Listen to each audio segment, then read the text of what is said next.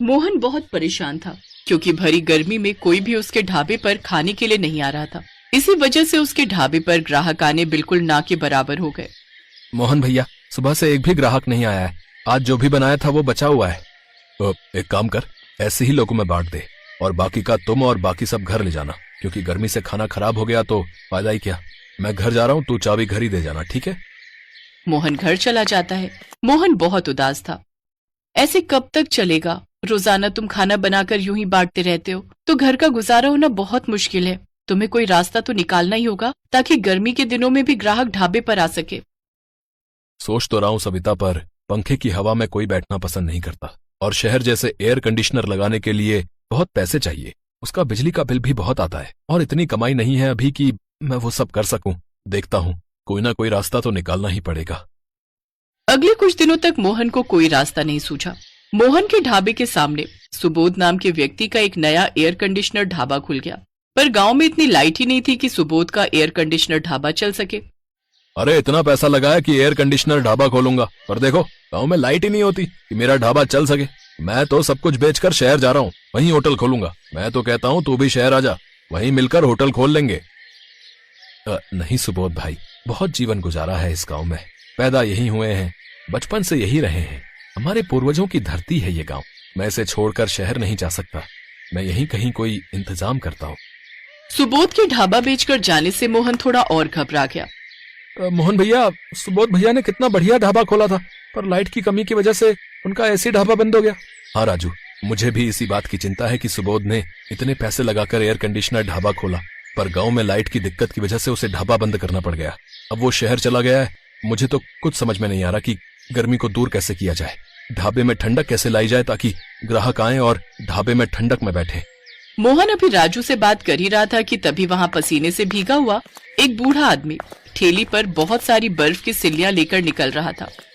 भैया थोड़ा पानी मिलेगा, बहुत प्यास लगी है। हाँ जरूर मिलेगा। राजू, जरा चचा को थोड़ा पानी पिला दे। बर्फ की इतनी भारी सिल्लियां कहाँ लेकर जा रहे हो चचा?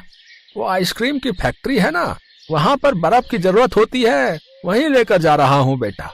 मेरा तो रोजाना का काम है, दुकान से बर्फ लेकर वहाँ आइसक्रीम की फैक्ट्री में पहुँचाने जाता हूँ। थोड़े बहुत पैसे मिल जाते हैं, रोजाना की कमाई निकल आती है। भगवान तुम्हारा भला करे। ठंडा ठंडा पानी पीकर चैन पड़ गया। आहा। बूढ़ा आदमी पानी पीकर जैसे ही आगे बढ़ने लगता है, मोहन उसे आवाज लगाता है। चाचा जरा रुकना तो, क्या मैं ये थोड़ी बर्फ की सिल्लियां आपसे खरीद सकता हूँ? हाँ क्यों नहीं बेटा, ये तुम खरीद लो, मैं आइसक्रीम की फैक्ट्री में और बर्फ दे आऊंगा। ठीक है चाचा, ये सारी बर्फ मुझे बेच दो और रोजाना ही खूब सारी बर्फ की सिल्लियां आप मुझे लाकर दिया करो। मैं आपको रोजाना के अच्छे पैसे दूंगा, फिर आपको आइसक्रीम की फैक्ट्री में कम पैसों में बर्फ पहुंचाने की जरूरत नहीं पड़ेगी।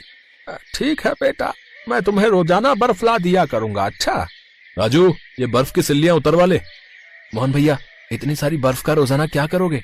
हमें तो इतनी बर्फ की जरूरत नहीं पड़ती। राजू, ये बर्फ इस ढाबे को ठंडा करने के लिए है। क्या बर्फ से ढाबा ठंडा होगा? हाँ राजू, मेरे दिमाग में एक आइडिया आया है। हम इस ढाबे को बर्फ का ढाबा बनाएंगे।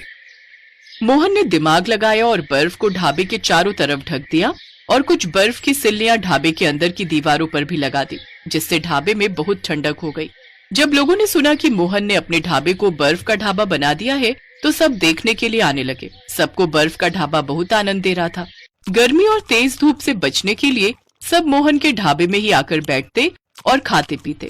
इससे मोहन का ढाबा फिर से चलने लगा और कमाई फिर से शुरू हो गई। ये काम तुमने बहुत बढ़िया किया मोहन, अपने ढाबे को बर्फ का ढाबा बना दिया। हम सबको इस गर्मी में राहत मिल गई भाई। मेरा तो जब भी ठंडी लस्सी पीने का मन होता है, मैं तुम्हारे ढाबे पर आ जाता हूँ। गर्मी में ठंडा ठंडा बर्फ का ढाबा और साथ में ठंडी ठंडी लस्सी, भाई वाह, बहुत मजा आता है भाई। अरे धूप में बाहर खड़े होकर रोटी खाने का मन ही नहीं करता था, इस ठंडे बर्फ के ढाबे में रोटी खाने में भी बहुत आनंद आता है भैया।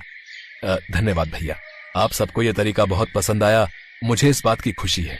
राजू, जा चाचा बर्फ ले आए हैं, बर्फ अंदर और लगा दे ताकि और ठंडक हो जाए। मोहन बेटा, ये मेरा बेटा रघु है, अब से ये भी मेरे साथ तुम्हारे ढाबे पर बर्फ लाया करेगा। अच्छा, क्योंकि तुम कह रहे थे ना कि तुम्हें ज्यादा बर्फ की जरूरत है, इसलिए हमने 2 ठेली बना ली है। अब ये तो बहुत बढ़िया किया चाचा, ये लो आपके आज के पैसे। मोहन की बर्फ के ढाबे की तरकीब कामयाब हो गई। गर्मी से लोगों को राहत मिली। मोहन का काम अच्छा हो गया और साथ ही वो बूढ़ा आदमी जो बर्फ बेचता था, पहले इतनी दूर जाता था पर कोई कमाई नहीं होती थी, पर मोहन के ढाबे पर बर्फ बेचने से उसकी भी अच्छी मदद हो गई। इस कहानी से हमें यही सीख मिलती है कि हमें कभी भी परिस्थितियों से घबराना नहीं चाहिए, बल्कि उनसे बाहर निकलने का मार्ग ढूंढना चाहिए।